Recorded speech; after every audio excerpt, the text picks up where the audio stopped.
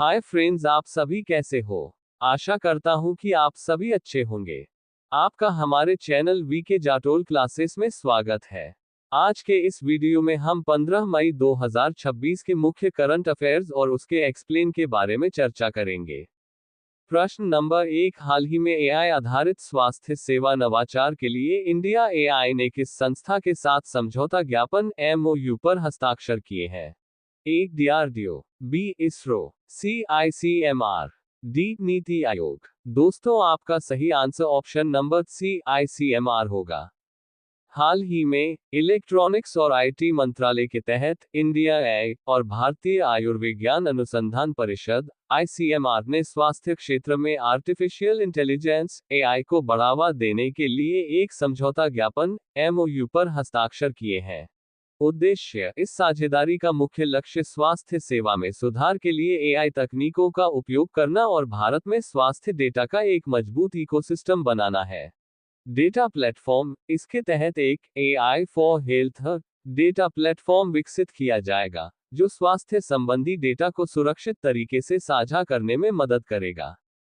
बीमारियों का निदान: इस तकनीक से कैंसर, मधुमेह और हृदय रोगों जैसी गंभीर बीमारियों का शुरुआती चरणों में पता लगाने और उनके सटीक उपचार में मदद मिलेगी। स्वदेशी नवाचार: ये समझौता आत्मनिर्भर भारत के तहत भारत में ही बनी स्वास्थ्य प्रौद्योगिकियों और स्टार्टअप्स को प्रोत्साहित करेगा। प्रश्न नंबर 2, S&P ग्लोबल के अनुसार वित्त वर्ष 2027 के लिए भारत की अनुमानित जीडीपी वृद्धि दर कितनी है? ए. 6.2%, बी. 6.4%, सी. 6.6%, डी. 6.8%। दोस्तों, आपका सही आंसर ऑप्शन नंबर सी 6.6% होगा। जीडीपी में गिरावट: वित्त वर्ष 2027 तक भारत की जीडीपी ग्रोथ घटकर 6.6% रहने का अनुमान है, जो पहले 7.6% थी।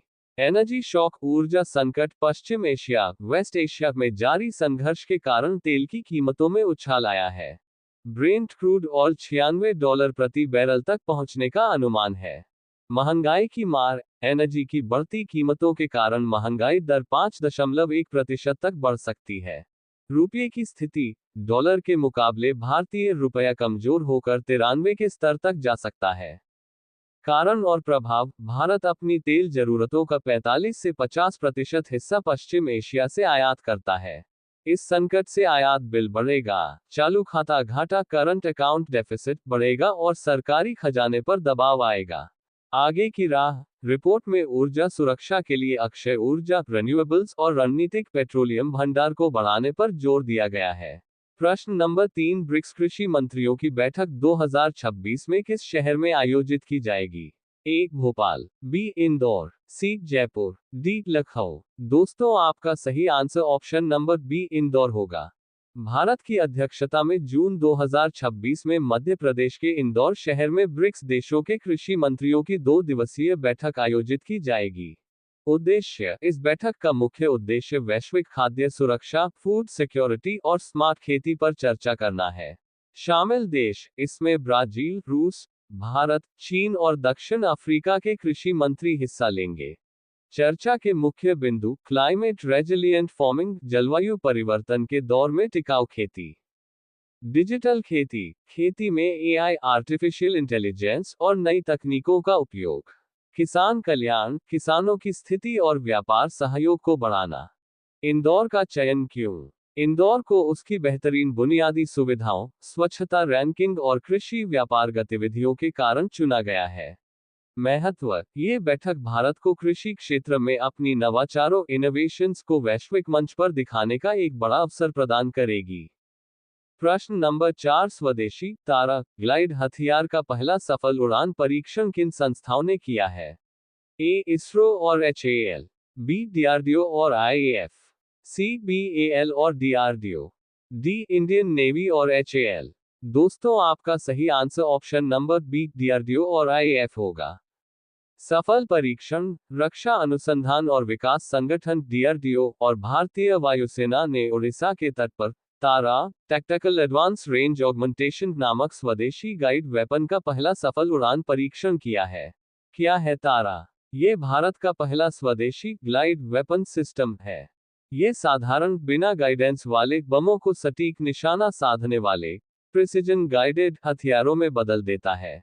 विशेषता, इसे हैदराबाद स्थित रिसर्च सेंटर इमारत RCI ने विकसित किया है। ये कम लागत में जमीनी लक्ष्यों को पूरी सटीकता के साथ तबाह करने की क्षमता रखता है। महत्व, रक्षा मंत्री राजनाथ सिंह ने इसे भारत की स्वदेशी रक्षा क्षमताओं को बढ़ाने की दिशा में एक बड़ी उपलब्धि बताया है। उत्पादन, इसके निर्माण में भारतीय उद्योगों को भी शामिल किया गया है, जिससे आत्मनिर्भर भारत अभियान को मजबूती मिलेगी। प्रश्न नंबर 5, अंतर्राष्ट्रीय मास्टर इंटरनेशनल मास्टर शतरंज का खिताब किसने हासिल किया है? ए. डी. गुकेश, बी. प्रज्ञान आनंद, सी. अर्जुन एरिगैसी, डी. अपार सक्सेना।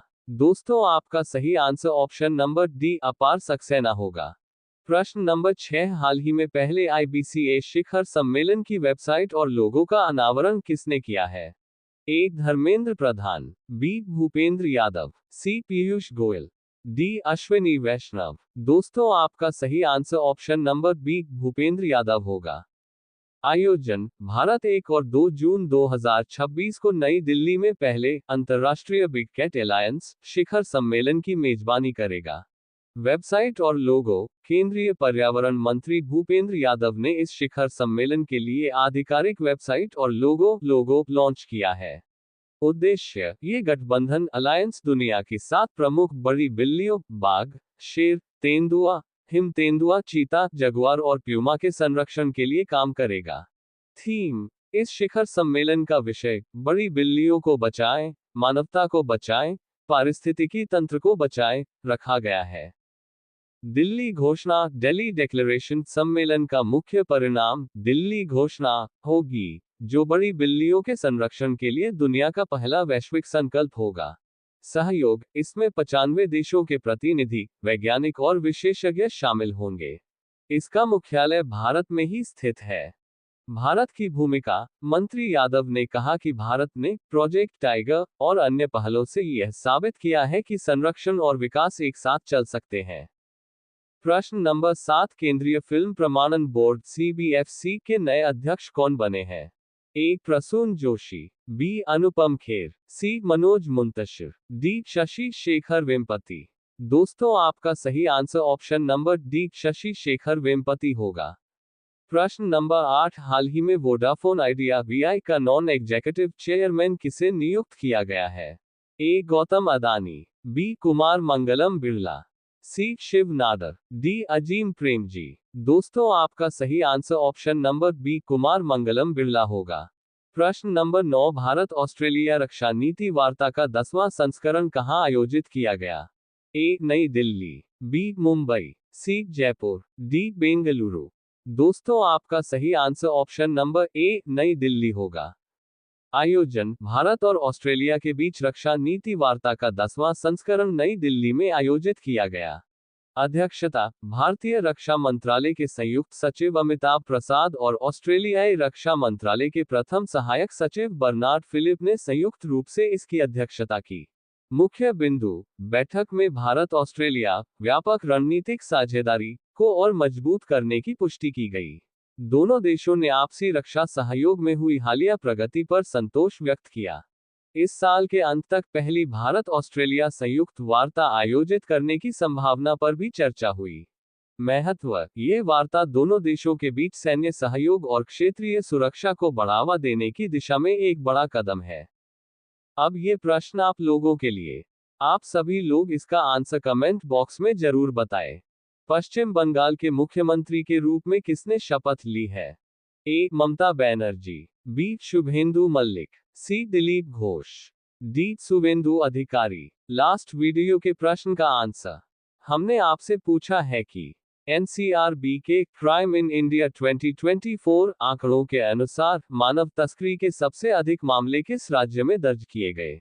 ए. Maharashtra, B. Paschim Bengal, C. Telangana, D. Bihar. दोस्तों, आपका सही answer option number C Telangana होगा। यदि दोस्तों आपको हमारा यह वीडियो अच्छा लगा हो तो वीडियो को लाइक शेयर जरूर करें, साथ ही हमारे चैनल वीके जाटोल क्लासेस को सब्सक्राइब जरूर करें ताकि हमारे चैनल पर अपलोड होने वाली प्रत्येक वीडियो का नोटिफिकेशन आप तक तुरंत पहुंच सके।